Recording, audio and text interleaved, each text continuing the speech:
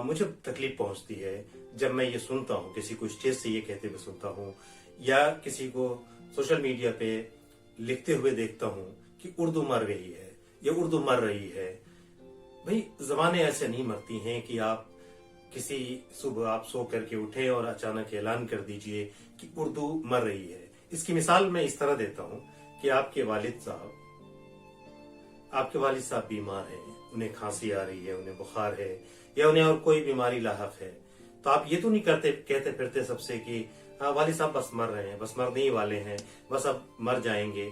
आप ये नहीं कहते, बल्कि आप उनका इलाज कराते हैं और आप लोगों से कहते हैं कि इंशाल्लाह जल्दी ही ठीक हो जाएंगे।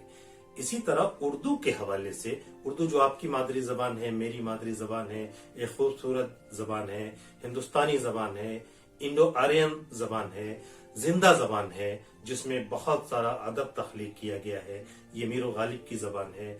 इस जबान में तमाम मज़ाहिब के लोगों ने इजहार ख्याल किया है। ये वो जबान है, इसके बारे में किसी सुबह उठ करके ऐसे ही आपका ये कह देना कि जबान मर रही है या जबान मर गई है, ये मुनासिब नहीं है। सबसे पहले इस सिंड्रोम से बाहर आइए। कोई कहे उसे मना कीजिए।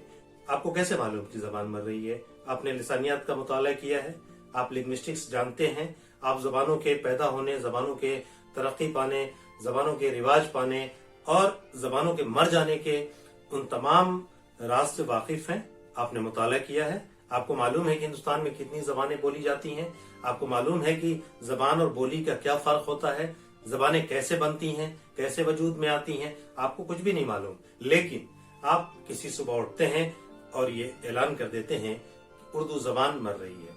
इसके पीछे एक नफ्सियात ये भी है। मुझे मालूम है कि आप कोई उर्दू के दुश्मन नहीं है, आप खुद उर्दू के आशिक हैं। लेकिन जब आप देखते हैं आपके बच्चों को कि वो अंग्रेजी जबान में लिख रहे हैं, आप जब शहर में निकलते हैं, मोहल्लों में निकलते हैं, तो जो दुकानों के साइन बोर्ड्स हैं उस पे कहीं उर्दू नजर नहीं आती है। उर्दू के अखबारात आप देख रहे हैं, ट्रेन में लोग सफर कर रहे हैं, हवाई जहाज में सफर कर रहे हैं, तो हाथों में उर्दू की किताब या उर्दू का रिसाला या उर्दू का अखबार पढ़ना मायूब समझते हैं। तो ये जो सूरत हाल आप देखते हैं तो आप ये अंदाजा करते हैं कि उर्दू जबान मर रही है। लेकिन मैं आपको यकीन दिलाता हूँ कि उर्दू जबान या कोई भी दुनिया की और जो जिंदा जबानें हैं वो अपना कालिब बदलती हैं, अपना रंग रूप बदलती हैं। उर्दू भी अपना रंग रूप बदल रही है। उर्दू मरने वाली जबानों में अभी नहीं है।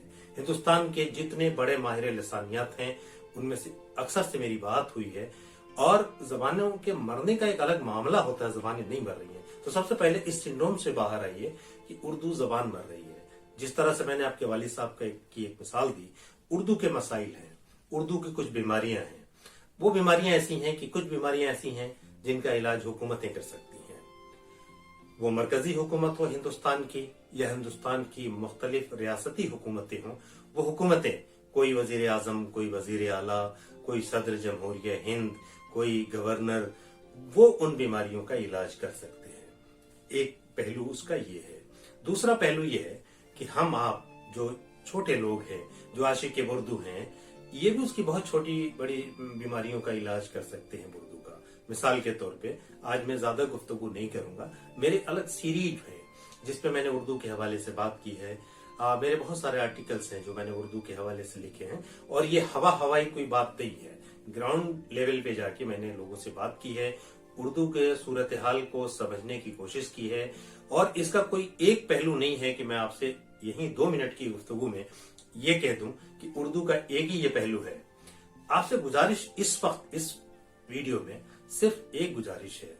वो गुजारिश ये है कि सबसे पहले ये कहना बंद कीजिए कि उर्दू मर रही है या उर्दू मर जाएगी। ना आप ये कहिए और ना किसी को कहने दीजिए। लोगों को मना कीजिए कि ये न कहें कि उर्दू मर गई है या उर्दू मर रही है। जो लोग आज से 30-40 साल पहले 1947 में ये मुल्क आजाद हुआ, 1947 के बाद के हालात का थोड़ा बहुत अंदाजा इस नस्ल को भी है जो 1947 के बाद पैदा हुई। हालात बहुत अच्छे नहीं थे। एक नया मुल्क बना था जिस मुल्क ने उर्दू को अपनी सरकारी जबान बना लिया, अगरचे उस मुल्क में उर्दू का अपना कोई वजूद नहीं था। उर्दू तो यहाँ दिल्ली और दिल्ली के आसपास के इलाकों में पैदा हुई। उर्दू बोलने वाले यहाँ रहते हैं, उर्दू उनकी मादरी जबान है जो दिल्ली और दिल्ली के आसपास के लोग थे। तो बहरहाल ये तारीखी पस मंजर है। लेकिन इस वक्त मैं सिर्फ ये कहना चाहता हूँ कि एक बड़ा करम होगा उर्दू पे अगर आप ये तय कर लें कि साहब उर्दू मर नहीं रही है। अब ये कि उर्दू के जो मसाइल हैं उन पे बात होगी, तो आमतौर पे यहाँ भी मैंने देखा है कि लोग एक दूसरे की टांग खींचते हैं।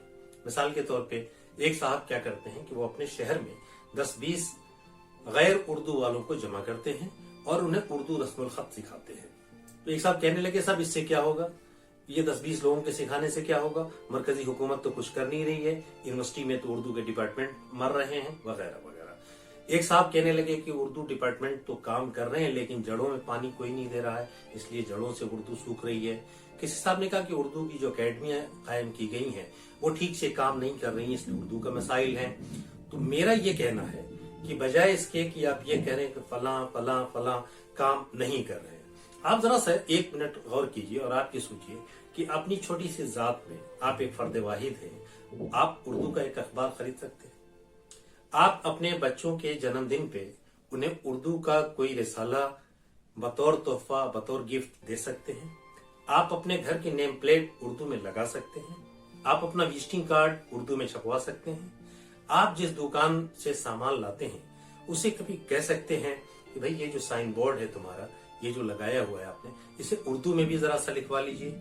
और एक और बात, सिर्फ उर्दू की कभी भी वकालत न कीजिए, सिर्फ जिद न कीजिए कि सिर्फ उर्दू में हो। जब मैं ये सिर्फ लफ्ज इस्तेमाल कर रहा हूँ, ओनली उर्दू इस मुल्क में जो हमारा ये जमहूरी मुल्क है हिंदुस्तान, ये एक तकसीरी मुल्क है, बहुत सारी जबानें हैं, बहुत से कल्चर हैं, बहुत से खाने हैं, तो सबको एंजॉय कीजिए। इसी तरह से शादी का कार्ड, मेरे पास एक शादी का कार्ड आया, वो सिर्फ अंग्रेजी जबान में था, तो मैंने जो कार्ड लाने वाले थे मैंने कहा मैं आपके यहाँ शादी